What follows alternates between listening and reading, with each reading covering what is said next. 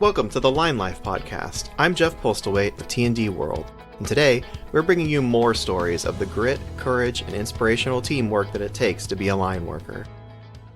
Thank you for tuning in to the T&D World Line Life podcast, produced by Endeavor Business Media, a division of Endeavor B2B.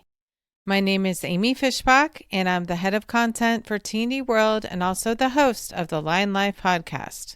Before I dive into today's episode, I invite you to become part of our Line Life podcast community by searching for the Line Life podcast in your favorite podcasting app or going to linelife.podbean.com and clicking follow in the top right. We air interview-style episodes on the first and third Fridays of each month, and also audio stories in our In Case You Missed It series featuring articles that appeared in our print magazine on the second and fourth Fridays of each month. If you have a comment on this episode or a suggestion for a future guest, please reach out to me. You can email me at afishbach@endeavorb2b.com or reach out to me on LinkedIn or Instagram at Lyman World. I'd love to hear from you. Now let's move on to today's episode. Welcome back to the T&D World Line Life podcast. Over the last few years, we at T&D World have heard a lot about electric utilities modernizing their grids to improve resiliency and reliability. For the cover story of the June 2026 issue of T&D World magazine, I wrote a story about CenterPoint Energy and how it was striving to have the most resilient coastal grid in the entire country. Over the years that I've covered the line trade and the electrical industry, I've always loved writing about projects, and today I'm shining the spotlight on CenterPoint Energy's Greater Houston Resiliency Initiative, or GHRI, in Houston.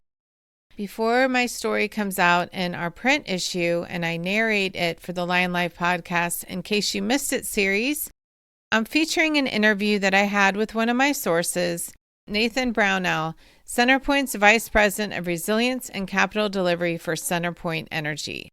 Nathan, thank you so much for joining us today. To begin, can you talk more about the Greater Houston Resiliency Initiative? I know that this was started after Hurricane Beryl. How did it help by having 400 miles underground before the 2025 hurricane season hit? And how do you think that the undergrounding will help for the 2026 severe weather events? Sure. So when I think about 2024, we had two significant events that impacted our Houston customers. And really for us, it was an opportunity to improve our performance, the resiliency of our grid. And so the Greater Houston Resiliency Initiative is that. And it's really multiple programs that we put together to really invest in systems to make it more resilient. So when I think about resiliency, it's around, as these extreme weathers come in, how do we take a punch and get back up pretty quickly from it? And so reducing the outage time or reducing outages in general. And so this program has been in multiple different phases, but we've done a tremendous amount of work. So you talk about the 430 miles of undergrounding. These were targeted areas where we're undergrounding lines that had, fallen risk. So when I say fallen risk, this is trees that are outside of our easements, so we really can't trim those. They pose a risk of them falling in and taking down our poles or our lines. And so we've undergrounded those type of areas. So we've actually developed it into three different programs of undergrounding. So the first one is around freeway crossings. So we're going to underground about 60 freeway crossings over the next 3 years. So these are power lines that are going across interstates that have wooden poles that are they pose a risk from resiliency standpoint with like high winds or icing or hurricanes. So undergrounding those makes them more resilient to those extreme weathers. The second part is really around large hospitals. So we have 7 large hospitals that serve our community. This is going to be outside of our medical center that's already undergrounded. So these 7 large hospitals, we are undergrounding those feeders. We call them express feeders. So they're going to have better day-to-day reliability, but also they're going to be much able to withstand those type of extreme weather events.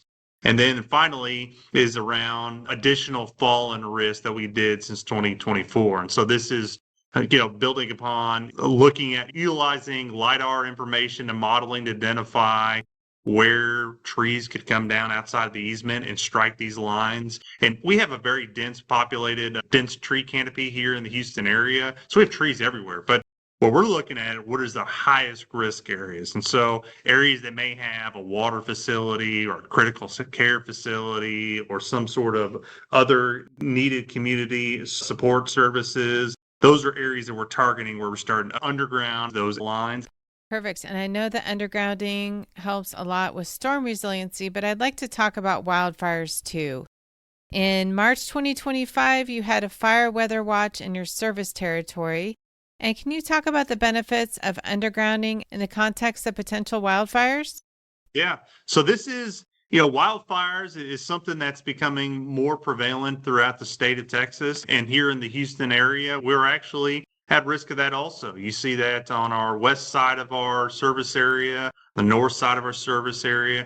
And so what we're trying to do is we're working with TechnoSilva to build out our wildfire preparation so we can actually identify the areas that we are at most risk for potential wildfires. So we're looking at circuits that may have real dense canopies of vegetation, undergrounding certain types of areas. We're looking at utilizing materials that may be more fire retardant. And so those types of risks are being built into our planning. So as we go out and harden our system, that we can have a tool that's going to meet the risk that's in that area, like wildfire. And you've undergrounded a lot of lines so far. What are some lessons that you've learned that you plan to apply to the rest of your undergrounding projects? Sure. So I think that, we have a very large footprint. And so we're learning things every day from the work that's being done in urban areas where it's dense, a lot of concrete. It can tend to be more expensive. So you're really not trying to do any sort of, they call it trenching and then backfilling onto those. It's more boring into those areas. It minimizes the restoration. And so we're looking to continue to drive down the cost of those types of construction methods. Out in our more rural areas, we can do a trenching method because the restoration costs are a lot cheaper. And so for us, we're learning where the best places to put these types of undergrounding, what's the best type of materials, what's the expected productivity costs and safety we should expect from those types of projects too. So every day we're learning new, and we're working with our peer utilities. So they're in Florida and Dominion Energy out on the East Coast that have been doing this for a while and trying to leverage their best practices in our service territory. And Nathan, what are some of those best practices that you learned from other utilities? So one thing that we're starting to utilize more of is around a EPC model. And so when you think about an overhead to undergrounding, it is a much more challenging method because you have overhead engineering, you have underground engineering, you have permitting, you have communications. By using an EPC methodology of going out to a vendor, it really consolidates all of that engineering, coordination, permitting, and outages into one vendor. So for us, we've actually seen increased efficiency on our projects, being able to get those done at a better rate. Can you share some of the challenges that crews can face when they're working on undergrounding projects? So challenges that they can find, I would say one of the biggest ones is the work that's being done in some of our urban areas. I mean, you're out in the neighborhoods, you're disrupting customers' day-to-day lives. It's a very challenging aspect. And so for us, we look at that as we have to be able to get on the front side of that and tell the story of why we're doing this type of work and the benefits to our customers. And so communication is a critical piece of success for all the work that we're trying to do. Is don't just show up, start doing the work, impact our customer service. We have to be, months ahead of these types of projects and really communicate to our customers the why. Why are we doing this, the benefits, and giving them more targeted communication of this is the day, time that you could potentially expect those types of outages. Yes, that's a good point. And then what about technologies that the crews are using for underground work? Can you share more information about that with our Line Life podcast listeners? So I would say that our day-to-day crews, they're utilizing a mobile field software. So where you're closing out orders, they're tracking all the work order information.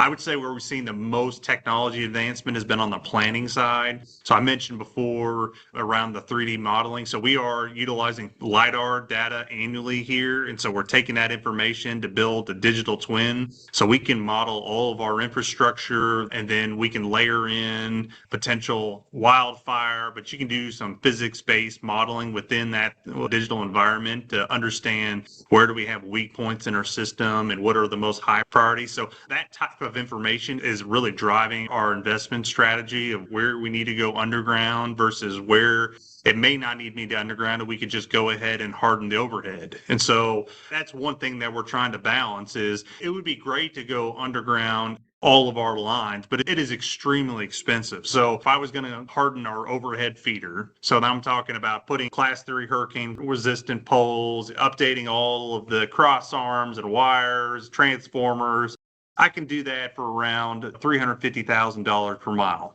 If I'm going to underground a 3-phase line that's for the same distance, it's around $5 million a mile. So significantly more expensive to underground than it is to overhead. And that's why we're taking a very targeted approach, because at the end of the day, everything we do impacts our customers' bills. And so we want to make sure that we keep the cost impact at the forefront of what we're doing. So we want to make sure that we provide the level of service that they want at the cost that they're expecting.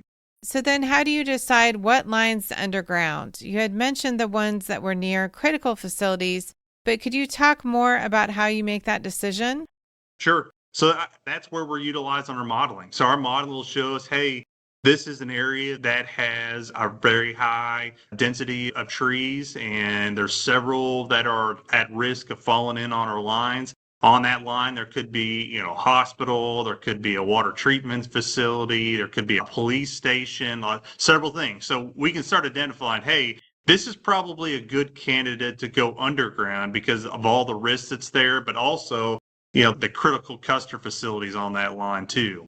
Also, when we think about the freeway crossings, it's another risk. It made sense to start undergrounding those versus putting a concrete pole in those. So every situation, we're using the modeling to understand what's the risk, what are the customers that are on those lines, and what is the best solution to minimize that risk. And then what about crew safety? What are some of the best practices for safety during the undergrounding projects at CenterPoint Energy?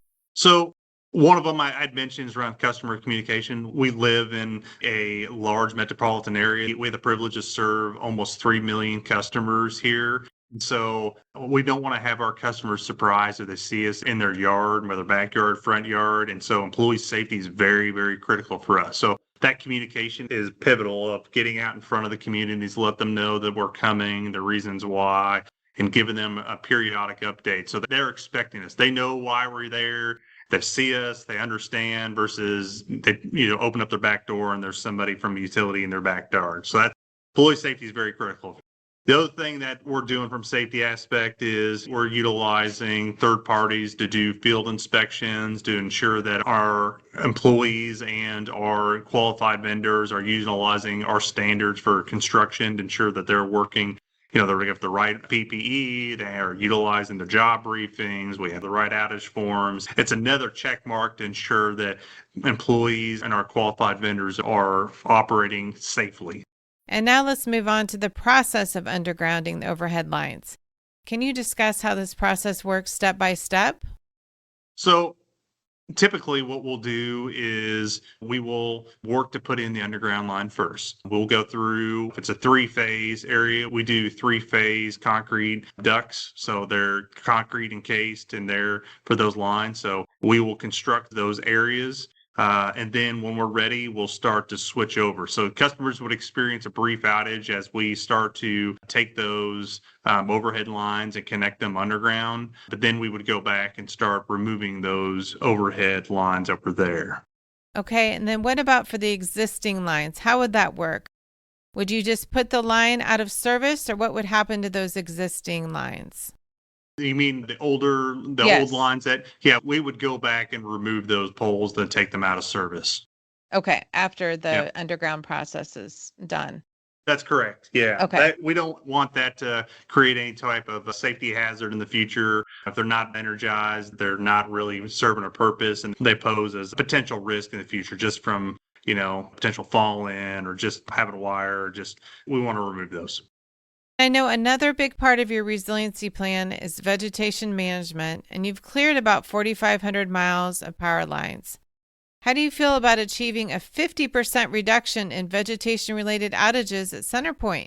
Oh, I feel outstanding about it. So actually, in 2025, we did see almost a 50% reduction in vegetation outages. And so I think we have one of the most aggressive vegetation trimming plans in the nation. So through our system resiliency plan, we have approval to go to a 3-year accelerated. So we will trim all feeders and laterals on a 3-year trim cycle. So that started January of this year. So this year we will do almost 8,000 miles of vegetation. And so we've used the same 3D modeling to determine what is our most highest risk vegetation. Our goal is to have 70% of that done by July 1st of this year. So as we start getting into the core of our hurricane season, 70% of our high risk will already been removed. So we front loaded our plan deliberately so we're better prepared for hurricane season.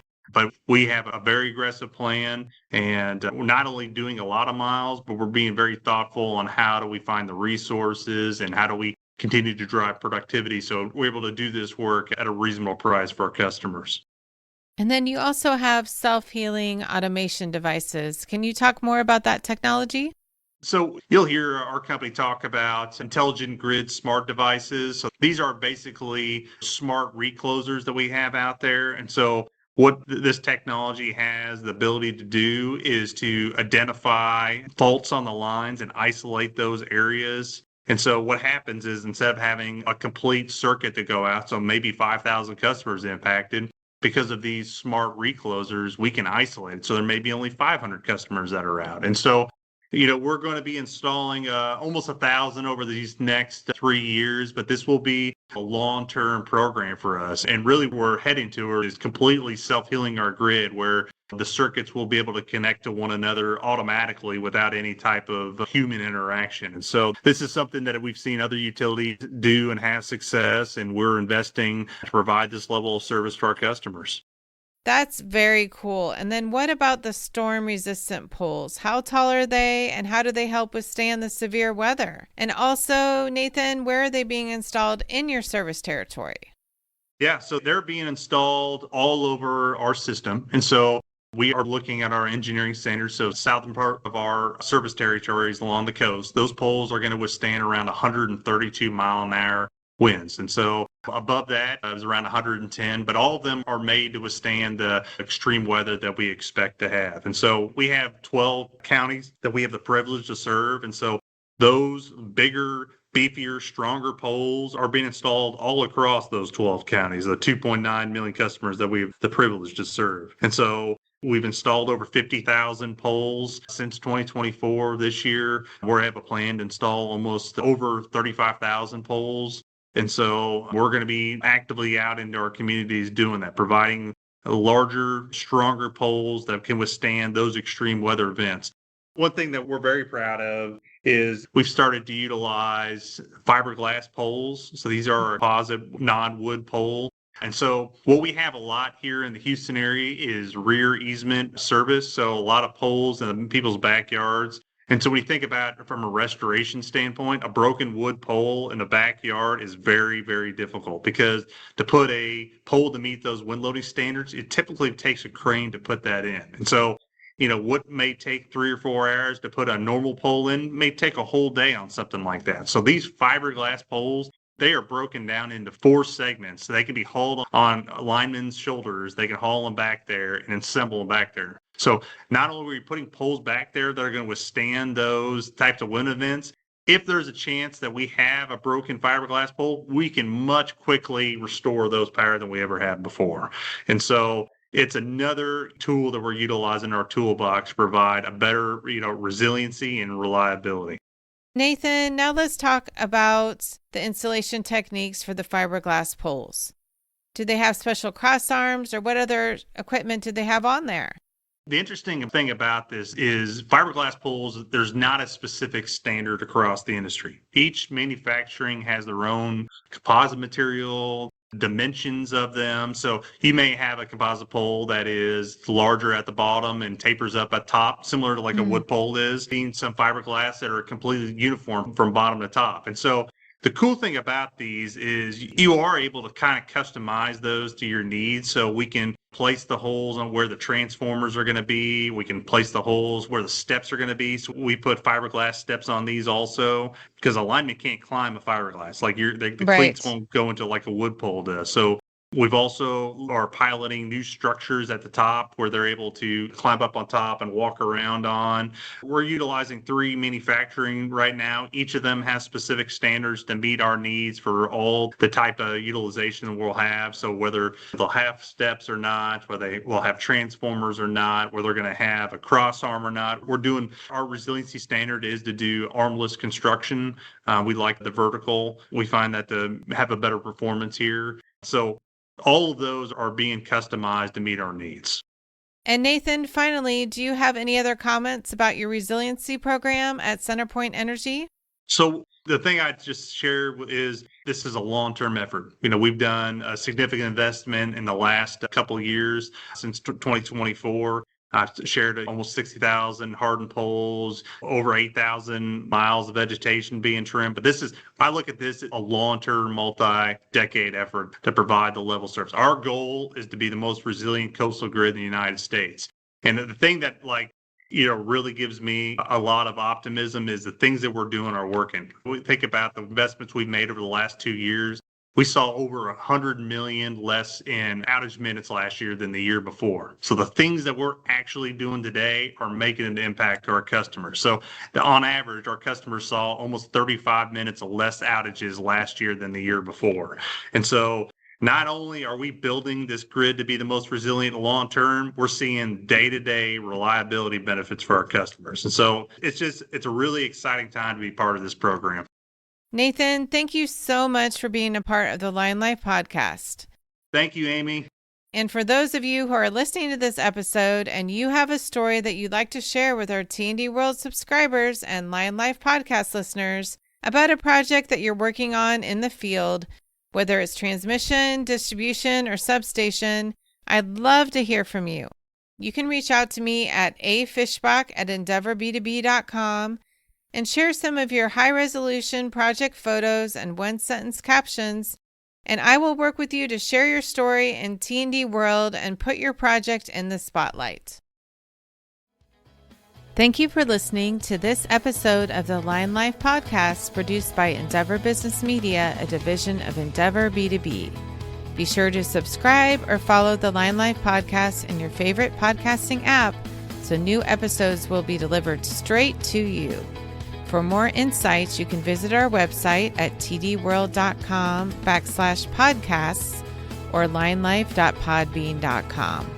You can also connect with us by following us on Instagram at Lyman World or on Facebook, LinkedIn, or X. Thank you so much for listening to this episode of the Line Life podcast.